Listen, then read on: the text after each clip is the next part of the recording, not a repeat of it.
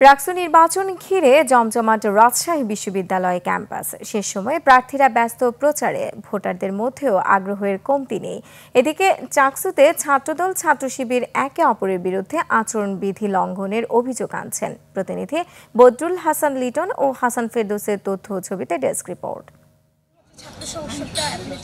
ছুটির দিনেও চলছে রাকসু নির্বাচনের প্রচারপত্র বিলি ভোটারদের হাতে ব্যালট নম্বর ও নির্বাচনী অঙ্গীকার পৌঁছে দিতে ব্যস্ত প্রার্থীরা।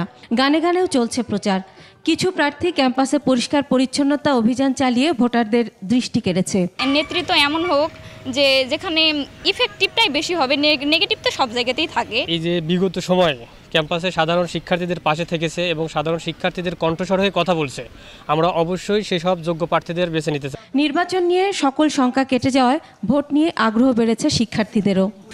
পরিচ্ছন্ন ক্যাম্পাসে আমাদের পরিচ্ছন্ন হৃদয়ের অপ্রতিরোধ ৭২ ব্যাচ তাদের আগমন ঘটবে। যতদিন ঘনিয়ে আসছে একটা টেনশন তো কাজ করছেই, তবে যে আনন্দমুখর পরিবেশটা সেটা খুব উপভোগ করছি। হারি জিতি সবাই একসাথে কাজ করা যে একটা ভাব, সেটা চলছে বিগত ২-৩ বছর সেভাবে কাজ করে আসবো, কোনো টেনশন না। এবং সকলের কাছে পৌঁছানোর চেষ্টা করতেছি, বিশেষ করে হলগুলোতে, ম্যাচগুলোতে।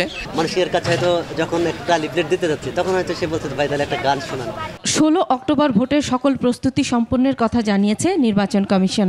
আমরা আশাবাদী আমরা আপনাদের মাধ্যমে সমস্ত প্রার্থী এবং ভোটারদেরকে নিশ্চিত করছি যে ১৬ তারিখ রাকসু নির্বাচন ইনশাল্লাহ অনুষ্ঠিত হবে। রাকসু নির্বাচনী প্রচারণা চলবে আগামী ১৪ অক্টোবর রাত ১২টা পর্যন্ত। ভোট গ্রহণ ১৬ অক্টোবর। এদিকে উৎসবমুখর পরিবেশে চলছে চাকসুর প্রচারণা। নানা প্রতিশ্রুতি নিয়ে ছুটছেন প্রার্থীরা। চাকসু নির্বাচনের প্রচারণায় উত্তাপ এনেছে ছাত্র শিবির ও ছাত্রদল সমর্থিত প্যানেল। এরই মধ্যে একে অপরের বিরুদ্ধে আচরণবিধি লঙ্ঘনের অভিযোগ এনেছেন। ছাত্রদলের ভিপি প্রার্থী ছাত্র শিবিরের বিরুদ্ধে সাউন্ড সিস্টেম ব্যবহারের অভিযোগ তুলেছে। পাল্টা অভিযোগ তুলেছে ছাত্র শিবির সমর্থিত প্যানেল।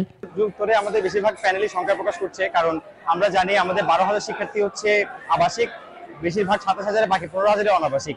চাকসুর মতো একটা জায়গা, এটা কখনোই দলীয় একটা মাদার পার্টির এজেন্ডা বাস্তবায়নের কোনো একটা স্পেস হতে পারে না। চাকসুর প্রধান নির্বাচন কমিশনার মনির উদ্দিন জানিয়েছেন, সব অভিযোগই খতিয়ে দেখা হচ্ছে। ৩৫ বছর পর ১৫ অক্টোবর হবে চাকসু নির্বাচন। প্রতিদ্বন্দ্বিতা করছে ৯ শতাধিক প্রার্থী। Masuma Lisa, desk report, ২১ television.